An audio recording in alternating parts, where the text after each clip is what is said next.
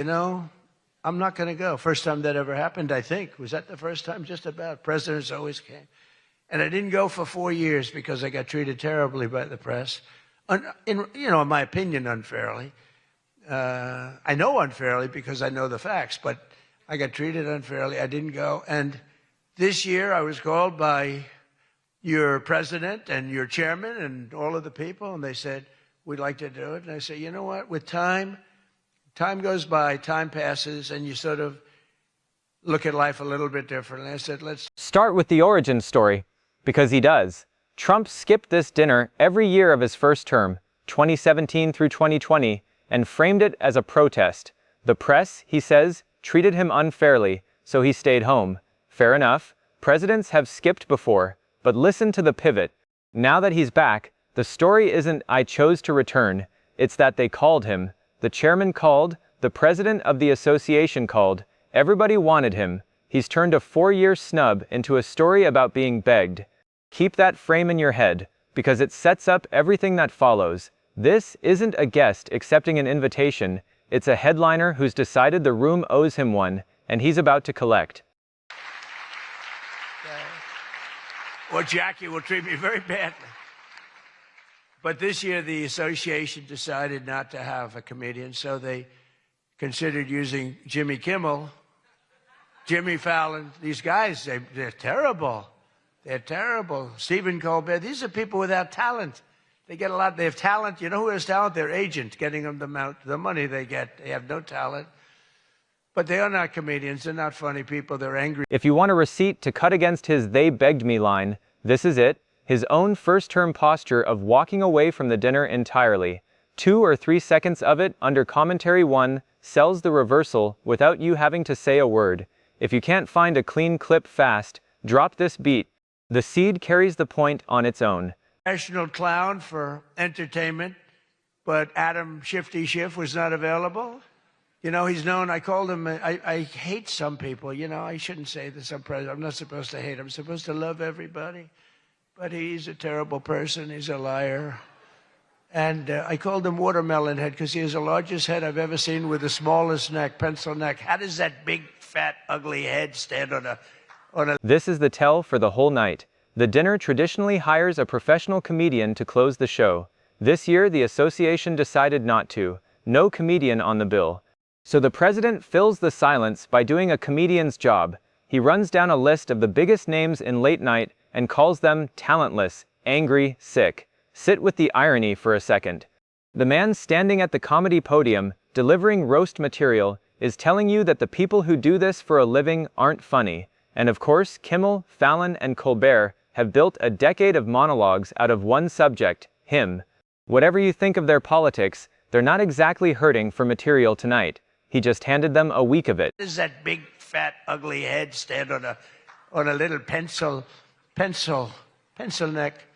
And then I'm told that even Rosie O'Donnell reached out from Ireland. She really wanted to be here in order to honor me. She loves me very much, and she was desperate to come back to the United States and pay her respect to Donald J. Trump. But that didn't work out, unfortunately, because nobody wanted her to come back. But she's one of the greatest sufferers of Trump derangement syndrome. She's a sick young woman, sick older woman, I guess now. Notice the setup he gives himself. Right before this, he says, out loud, I'm president. I'm supposed to love everybody. And then, in the same breath, he calls a sitting United States senator a terrible person, a liar, and watermelon head. Adam Schiff led the first impeachment. The pencil neck nickname is years old, recycled here for the black tie crowd. This is the roast flip in miniature, a night that's supposed to be gentle ribbing, and the president is running an old grudge from the podium. It lands as a laugh line in the room, but the framing matters for your edit. He tells you he knows he's not supposed to do this, and then does it anyway. That's not an accident of tone. That's the bit. You know, it's the only thing we were talking before, I said, so we've hit Iran very hard. Their Navy is gone. Their Air Force is gone. 250 jets, no longer. 159 boats, good boats. In fact, I said, why the hell didn't we keep them? We could have used them. but 159, but all at the bottom of the sea. They have no radar. They have very few drones left, despite what you see. And every once in a while, they're going to set some things up, but they don't have much left. And by the way, they are talking to us right now. They'd love to make a deal. I don't think they're ready to. I don't think it's time yet, but I'm willing to listen. But they cannot have a nuclear weapon. We don't want to see Washington, D.C., or any of our cities, or Israel, or frankly, the Middle East, destroyed with a nuclear weapon, because I know the power of nuclear weapons. I see it. I get to see it. We're not going to let that happen. So this is all about... The Trump-Rosie O'Donnell feud is almost 20 years old. It goes back to 2006. Long before the first campaign, she did move to Ireland, and here it is, resurfacing at a formal press dinner in the middle of a presidential address. The whole passage is dripping sarcasm. She loves me very much, desperate to pay her respect, before it lands on the insult. What's worth pointing out for the audience is simply the venue. This isn't a rally. It isn't a Truth Social post at midnight. It's the podium at an event meant to celebrate the free press, and a 2-decade personal grudge gets a full segment. Keep the clip whole here, cut it short, and the sarcasm reads as sincerity, and you'll lose the joke entirely. The fake news media and your handling of prizes, and writing and producing and performing made-up stories like the Academy Awards. You know, Academy Awards used to be the epitome of ratings. Outside of the Super Bowl, it got the second most ratings. Now it's down in the dumps. Nobody wants to watch it anymore because they took on Trump. They hit me all night long. They hit me. The winner is so-and-so. I want to talk about Donald Trump. I hate this man. Nobody wants to hear this stuff. Right, Peter? Nobody wants to. You ever see the ratings?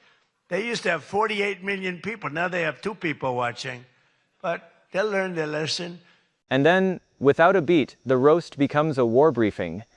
1 minute, it's Rosie O'Donnell jokes. The next, he's reeling off battle damage numbers. The Navy gone, 250 jets, 159 boats at the bottom of the sea. That tonal whiplash is the story here, so let the cut feel abrupt on purpose. One important note for your graphics though. Those figures are the president's claims, delivered off the cuff at a dinner, not confirmed casualty counts. Whatever the real tally, the point that survives is the register shift. He's using a comedy slot to talk about sinking a navy, and the room laughs along either way. That contrast alone is a stronger beat than any single statistic. It was all about me. It's a fake. She shouldn't get the award. It was a fake, but I didn't mind. I said, Kaitlan, congratulations. But it was fake. There's no question about it. But she's a young, attractive woman. She never smiles. I said, Kaitlan, do you have a smile? Smile. You have a nice position. You're at CNN Fake News. You should be a happy person. So smile, Kaitlan. 2 seconds of straight news footage under commentary 5 grounds the Iran detour so it doesn't feel like a non sequitur. It reminds the viewer this is a real, recent event, not a throwaway line. Use a clean network report and verify the date on screen. Skip if you can't confirm a clip. Do not caption any casualty figure you haven't independently checked. Major new sponsorship, but then I informed her that it wasn't her on the Bud Light can. It was Dylan Mulvaney. And Dylan Mulvaney cost Bud Light $35 billion in market cap. That was the worst commercial ever made, by the way, for those few people that want to hear that. Most people don't care, but I would. I wouldn't want to hire Dylan anytime soon. Here he extends the theory to Hollywood. The Oscars used to be second only to the Super Bowl, and now nobody watches. And the reason, he says, is that they went after him. It's a tidy story, and it's worth being honest with your audience about it. Oscars ratings have slid for years, but analysts pin most of that on cord-cutting, streaming, and fewer blockbuster nominees, not one man. Still, the move is telling. Comedians have no talent, the press is unfair, the Oscars tanked because of him. Every institution in the speech is either attacking him or falling apart without his approval. That's the through line you want the viewer to notice by now. I wouldn't want to hire Dylan anytime soon.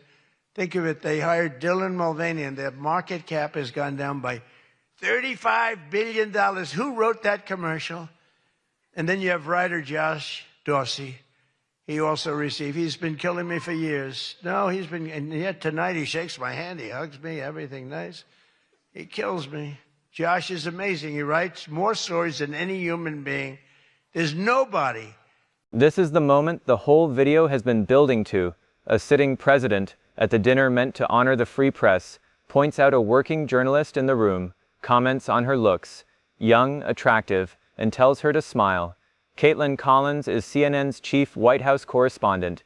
Her job is to ask this president hard questions at close range, and she does. And the note she gets back, in front of the entire press corps, isn't about a story, it's smile. Let this one breathe, no voiceover over the line itself. Let the room's reaction and her face carry it. Whatever your politics, smile, sweetheart, is the oldest way there is to tell a woman doing her job to be more pleasant about it. The fact that it happens on Free Press Night from the podium is exactly why this clip travels. This is your thumbnail, your title, and your first 15 seconds. He keeps going at Collins, this time by dragging in the 2023 Bud Light story, the brand's partnership with trans influencer Dylan Mulvaney, and the boycott that followed. It's a callback his base will catch instantly. But watch the number, because it's a clean example of why you verify everything he says off the cuff.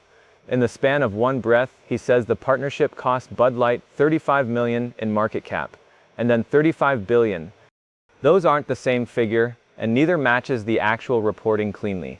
For your edit, the safe move is to let the joke play and keep any number off the screen.